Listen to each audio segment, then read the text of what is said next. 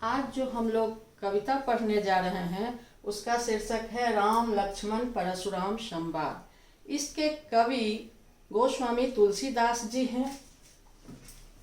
इस कविता को पढ़ने से पहले हम लोग दो शब्द गोस्वामी तुलसीदास जी के बारे में जान लेते हैं। गोस्वामी तुलसीदास जी का जन्म 1532 ईस्वी में उत्तर प्रदेश के राजापुर गांव में हुआ था। इनकी माँ का नाम हुलसी देवी और पिता का नाम आत्माराम दुबे था।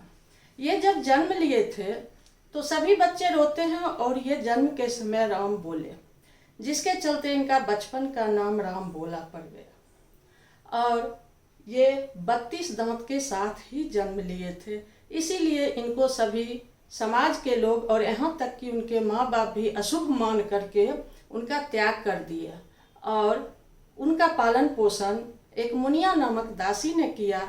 उनका जीवन बहुत ही कष्ट में बचपन में बीता। जब बड़े हो गए तो इनकी शादी रत्नावली से हो गई और रत्नावली के उपदेश के कारण ही ये राम भक्त बने और राम में इतना तल्लीन हो गए कि वो रामचरितमानस की रचना कर डाली, जो हिंदुओं का पवित्र ग्रंथ है।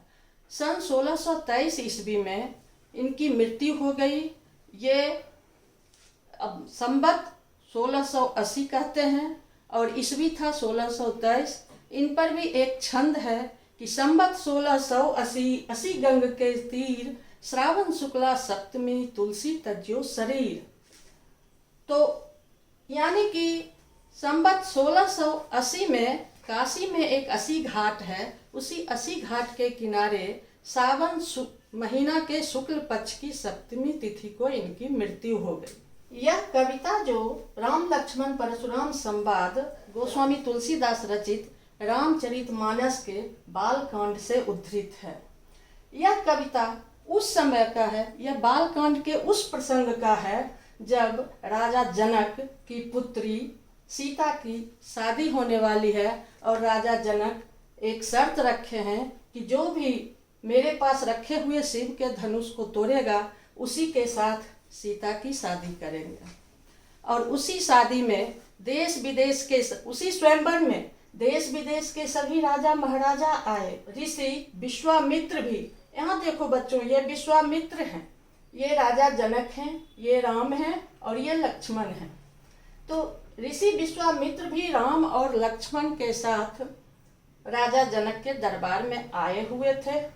जब किसी भी राजा महाराजा से शिव का धनुष उठा तक नहीं, तब विश्वामित्र ने राम को बोला कि जाओ तुम शिव के धनुष को देखो। वह गए, पहले शिव के धनुष को प्रणाम किया और फिर वह धनुष को उठाकर ज्यों ही प्रत्यंचा चढ़ाते हैं, धनुष 3 टुकड़े में बट जाता है।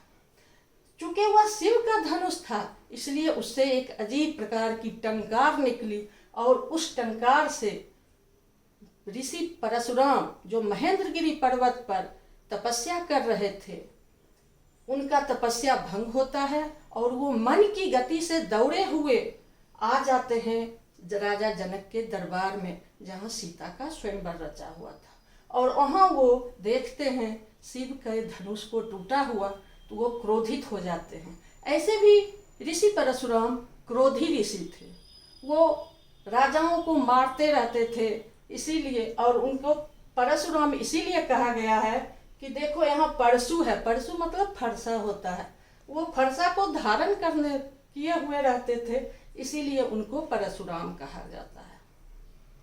ठीक, तो वो जब गुस्सा हो जाते हैं कि किसने शिव के धनुष को तोड़ा है, तब राम बोलते हैं, नाथ शंभु धनु भंजनिहारा, होई है केऊ एक दास तुम्हारा। हे नाथ, हे प्रभु जी, हे प्रभु, इस शिव के धनुष को, शंभु मतलब शिव, धनु मतलब धनुष, शिव भंजन मतलब तोड़ना, इस शिव के धनुष को तोड़ने वाला आपका कोई दास ही होगा, कोई सेवक ही होगा। आयसु काह कहिए किन मोही, आयसु मतलब होता है आज्ञा, आज्ञा दीजिए कि आप क्या कहते हैं। सुनी ऋषाई बोले मुनि को ही, यह सुन करके ऋषाई मतलब गुस्सा, मुनि जो है, कोही मतलब क्रोध। यह सुन कर के ऋषि गुस्सा जाते हैं। ऋषि परशुराम क्रोध में आकर के बोलते हैं, सेवक सो जो करे सेवकाई, अरि करनी करी करिए लड़ाई। सेवक तो वो होता है जो सेवा करे, जो नौकरी करे। अरि मतलब दुश्मन, अरि करनी कर करिए लड़ाई। अरि यानी शत्रुता करने वाला से तो हम लड़ाई ही करते हैं। शत्रु जो मेरा दुश्मन है, जो शत्रु है, वो तो लड़ाई करने का काम करता है। और तुम कहते हो जो तुम सेवक हो। सुनहु राम जेहि शिव धनु तोरा, सहस बाहु सम सो रिपु मोरा। हे राम, तुम सुनो, जिसने शिव के धनुष को तोड़ा वह सहस्त्र बाहु राजा के समान मेरा दुश्मन होगा। रिपु मतलब दुश्मन। देखो बच्चों, यहाँ रिपु, अरि, ये सब दुश्मन मेरे का पर्यायवाची शब्द है। वही परशुराम जी कहते हैं कि सुनहु राम जेहु शिव धनु तोरा, सहस बाहु सम सो रिपु मोरा। हे राम, जिसने शिव के धनुष को तोड़ा है वह सहस्र बाहु राजा के समान मेरा दुश्मन है। सो बिलगाऊ बिहाई समाजा, ना तमारे जई हैं सब राजा। जिसने शिव के धनुष को तोड़ा है वह इस राज समाज को छोड़ करके अलग हो जाए, नहीं तो यहाँ उपस्थित सारे राजाओं को हम मार देंगे। बिलगाऊ मतलब हुआ अलग होना। बिहाई, बिलगाऊ बिहाई समाजा, वो यहाँ से इस राज समाज से अलग हो जाए। सुनी मुनि बचन लखन मुस्काने, बोले परसु धरहि अब माने। यह सुनकर के, मुनि के ऐसे वचन को सुन करके, परशुराम के क्रोधपूर्ण वचन को सुन करके लक्ष्मण जी मुस्कुराते हुए परशुराम जी को अपमान पूर्वक वचन कहने लगे। कहते हैं, बहुधनु ही तोरी लड़िकाई, कबहु न असि ऋषि किन्ह गोसाई। हे ऋषि, हे मुनि, हे गोसाई, लड़कपन में तो मैंने बहुत सारे, लड़काई मतलब लड़कपन, बचपन, बचपन में, लड़कपन में मैंने बहुत सारी धनुहिया को तोड़ डाली। कबहु न असि ऋषि किन्ह गोसाई। हे गोसाई, आपने कभी भी, ऋष मतलब गुस्सा, क्रोध मतलब गुस्सा, ऋषाई मतलब गुस्सा, ऋष मतलब गुस्सा, कोही मतलब क्रोध। तो यहाँ हम देख रहे हैं एक ही पैराग्राफ में, एक ही पद में बहुत सारे पर्यायवाची शब्द मिल रहे हैं। तो यहाँ पर लक्ष्मण जी कहते हैं कि हे गोसाई, आपने कभी तो नहीं गुस्सा किया, आपने तो कभी नहीं गुस्साया जब मैंने बचपन में इतने बहुत सारे धनुष को तोड़ दिया। यही धनु पर ममता के ही हेतु, सुनि रिसाई भृगुकुल केतु। इसी धनुष पर आपको क्यों ममता है? किस कारण से आप इस धनुष से इतना मोह है, इतना ममता है? सुनि रिसाई कह भृगुकुल केतु। यह सुनकर भृगुवंश की ध्वजा स्वरूप परशुराम जी कुपित होकर के बोलते हैं गुस्सा में। केतु मतलब होता है ध्वजा, पताका, झंडा।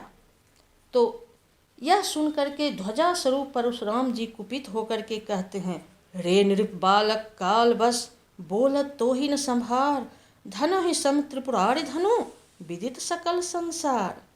यहाँ देखो, नृप मतलब राजा होता है, काल मतलब मृत्यु होता है, और त्रिपुरारी शिव का ही पर्यायवाची है। शिव को ही त्रिपुरारी कहा गया है, शंभु को ही त्रिपुरारी कहा गया है।